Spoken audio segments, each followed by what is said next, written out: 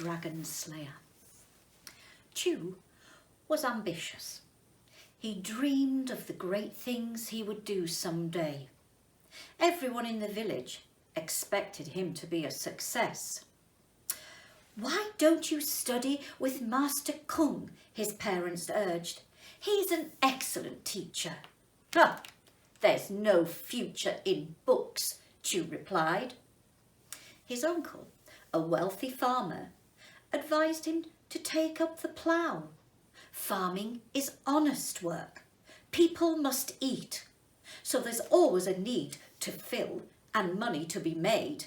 "Huh, too old-fashioned," Chu said disdainfully, "and too much dirt and sweat." His father's friends urged him to master a craft, a technique, a skill of some kind: blacksmithing, pottery making, leather working, knife grinding. Chu would have none of it. "A skilled man wastes his whole life crafting things for others," he objected. "He doesn't advance his own interest. That's not for me." His parents despaired their only son would have no goal in life. But one day, in the market, Chu heard of a man who roamed the hills for dragons to kill. "Dragon slayer!" Chu's eyes gleamed. "Now that's my destiny." Chu gave his parents no rest until they agreed to let him enter an apprenticeship with a dragon slayer. Chu went to the city to begin training. His parents were reduced to near beggary to support his education. Chu studied many books about the anatomy of dragons, the parts most heavily armoured and resistant to attack by sword or spear, the parts most vulnerable. He learned their habits, where they dwelt, what they ate, where they roamed or slept. Most interesting of all, he immersed himself in the legendary and mythology of dragons. The stories filled him with awe and imagination for those fabulous creatures.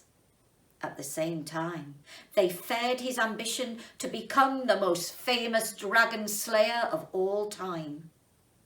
And all the while he studied from books. He practiced swordsmanship day and night and polished his skill with spear and battle axe.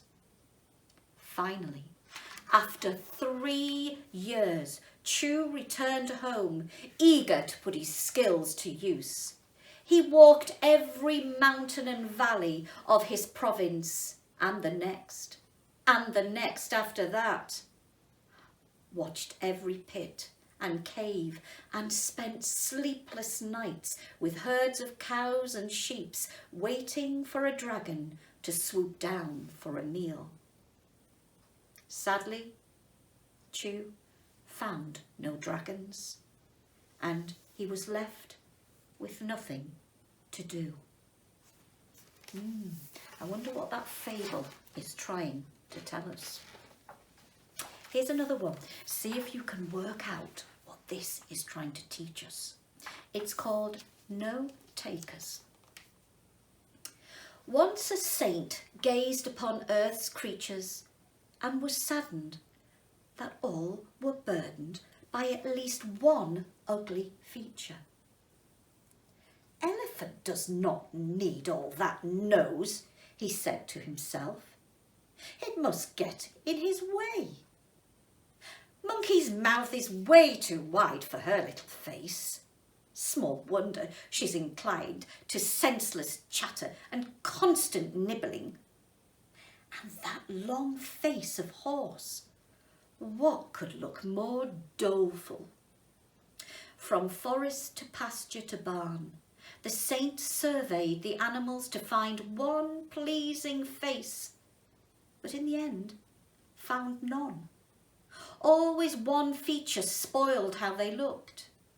Did rhinoceros need that ugly horn on his nose?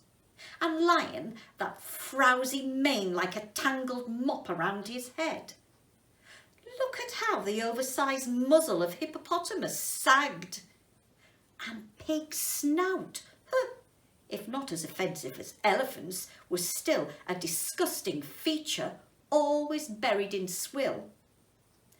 Moved with pity, the saint gathered the animals around him and said, I will give each of you a gift. I will change any face so that it will be pleasing to look upon. You have only to ask me, and it will be done. Elephant curled his nose in the air and looked at Lion, who tossed his mane and eyed Hippopotamus, who grunted and aimed his muzzle at Pig. Monkey yawned, nearly splitting her little face in two. Of course, there were no takers. Perhaps they were just content with what they looked like. There's a message there for everybody. And the final fable is called The Egg. See if you can work out what this is trying to teach us. A poor farmer, trudging home after a long day's labour in his landlord's field, found an egg on the road. Delighted, he picked it up, and all the rest of the way he dreamed of the great change in fortune his lucky find would bring him. Wife, he announced as he stooped to enter their small hut. We now have property. The farmer's wife was a woman of practical nature. What property? She scolded. Here. The farmer held out his hand, the egg cradled in his palm. She hooted with laughter. Just the thing to scramble in our soup tonight. She reached for the egg, but her husband was quicker, and the egg was safe behind him. Listen, wife, he said. This egg is our start. Tomorrow I will borrow a hen from Lee to sit on the egg until it hatches. The chicken will lay more eggs and we'll have more chicks and more eggs. When we sell the chickens, we can buy a small pig. A full-grown butchered pig up for market can bring in enough to buy a calf. And when that calf is full-grown, we will sell it. Wife, what do you think we can do with all that money? What can we do, husband? She asked. The practical wife's dormant imagination was slowly beginning to awaken. We will lend that money and charge high interest. The farmer's eyes sparkled. Oh, just think, wife, in 10 years we'll have enough to buy a house, a farm, servants, why, even a maid.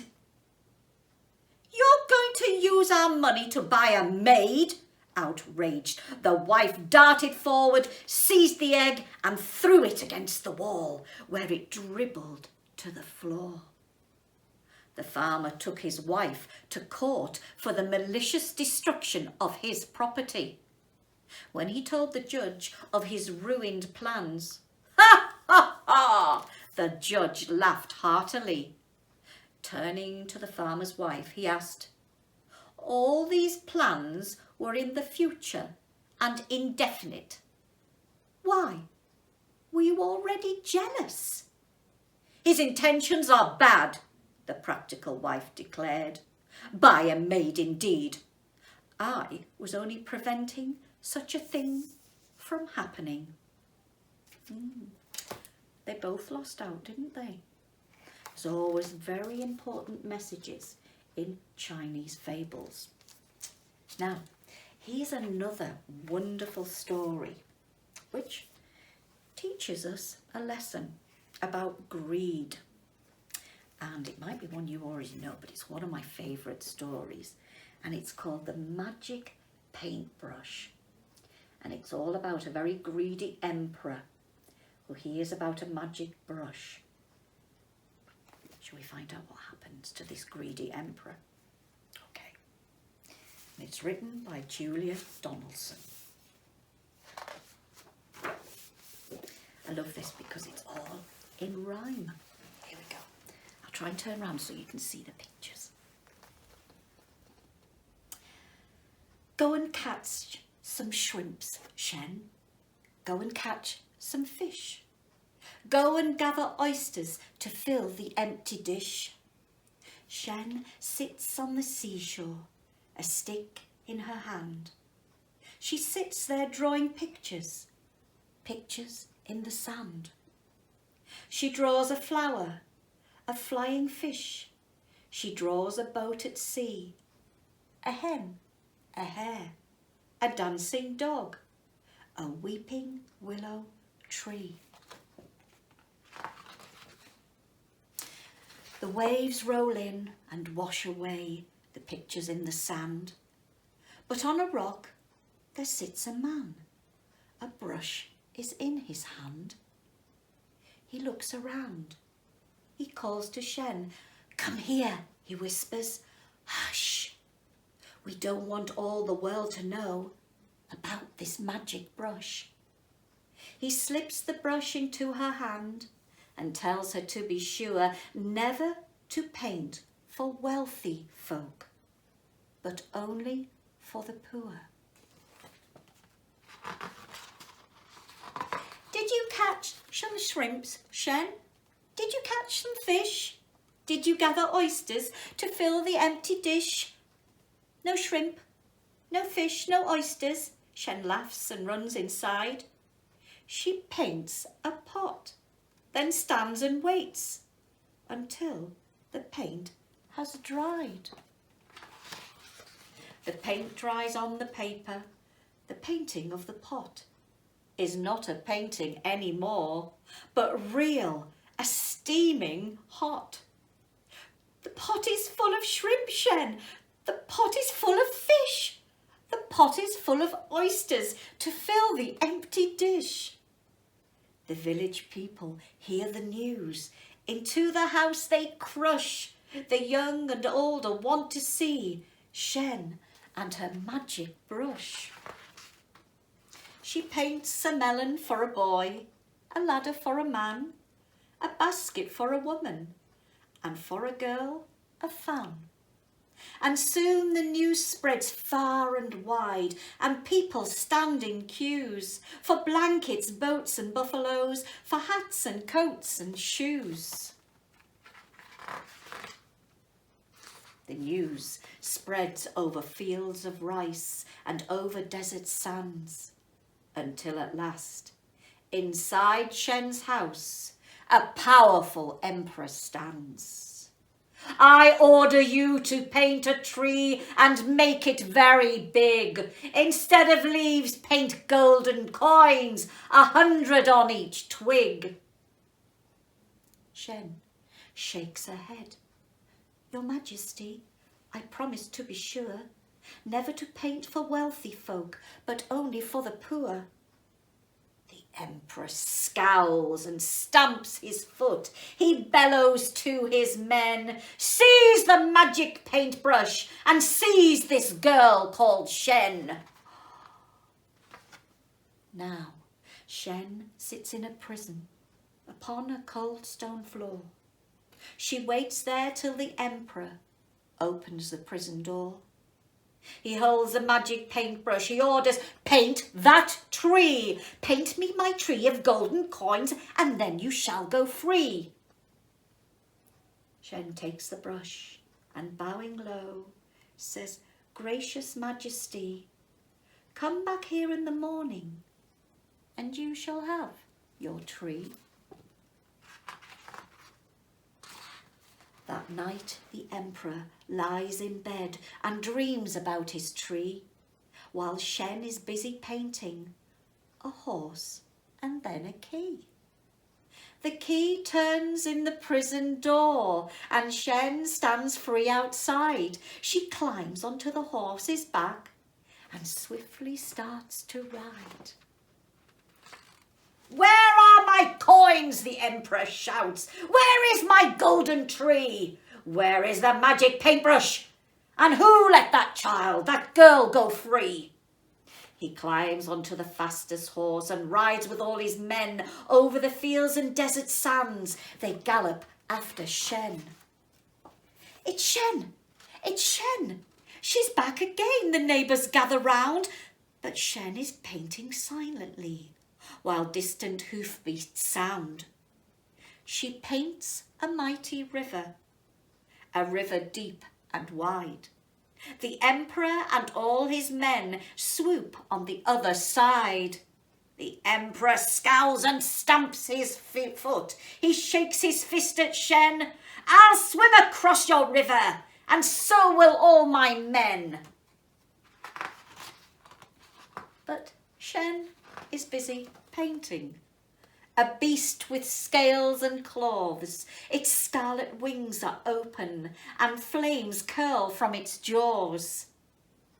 My dragon needs a tail, says Shen, and then it will be real. Yes, then it will be roaming and ready for a meal. Now I shall paint that tail, she asks, or would you rather go? She dips her brush into the point. The emperor cries out, no!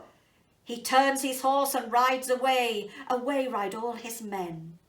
Shen takes the magic paintbrush and starts to paint again.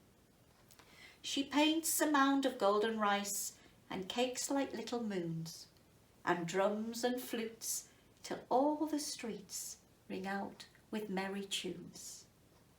The sun goes down, the moon comes out and shines as bright as day, while Shen and all the villagers dance the night away. Being greedy doesn't always get you what you want. That's a beautiful story.